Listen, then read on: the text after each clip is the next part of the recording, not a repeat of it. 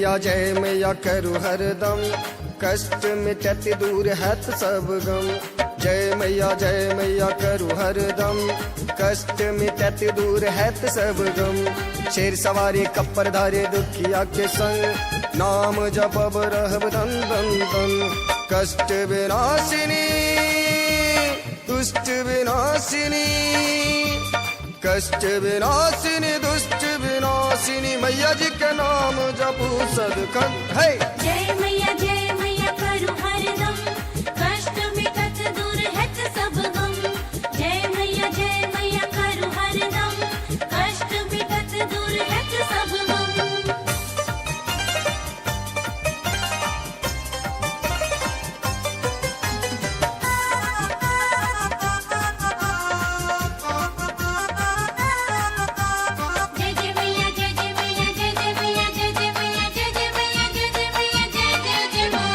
अहि काली खप्पर धारे अहि कल्याणी, अहि दुर्गा अहि चंडी अहि माँ ब्रह्मानी। अहि काली खप्पर धारे अहि कल्याणी, अहि दुर्गा अहि चंडी अहि माँ ब्रह्मानी।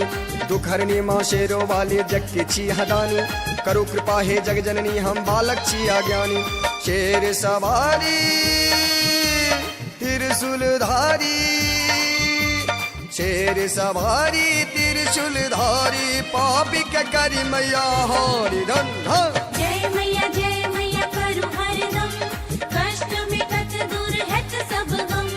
जय मैया करू हरदम, कष्ट मिटत दूर हैत सब गम।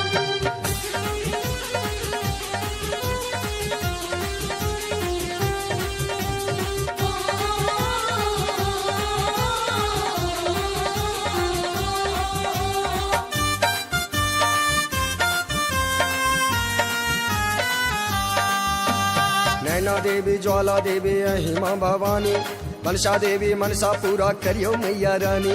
नैना देवी ज्वाला देवी अहि माँ भवानी, मनसा देवी मनसा पूरा करियो मैया रानी। चिंतपूर्णी मैया हाहि कल्याणी, चिंता हरियो अहि मैया महिमा हम बखानी। सुबह शाम लिया माँ के नाम लिया, सुबह शाम लिया माँ के नाम लिया, मैया जी मैं सदकन रहूं मगन। जय मैया करू हरदम, कष्ट मिटत दूर हैत सब गम। जय मैया करू हरदम, कष्ट मिटत दूर हैत सब गम।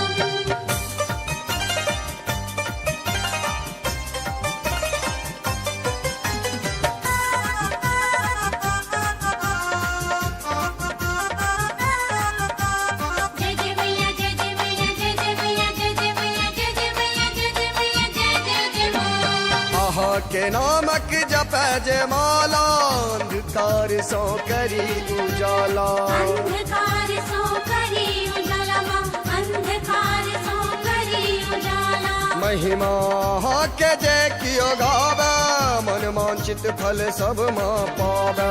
मन वांछित फल सब माँ पावे, मन वांछित फल सब माँ पावे। प्रदीप पूर्वांचल पर खोलियो नयन, प्रदीप पूर्वांचल पर खोलियो नयन। जय मैया करू हरदम, कष्ट मिटत दूर हैत सब गम। जय मैया करू हरदम, कष्ट मिटत दूर हैत सब गम। जय मैया करू हरदम, कष्ट मिटत दूर हैत सब गम। कष्ट विनाशिनी दुष्ट विनाशिनी, कष्ट विनाशिनी दुष्ट विनाशिनी, मैया जी के नाम जपू सदखन है। जय मैया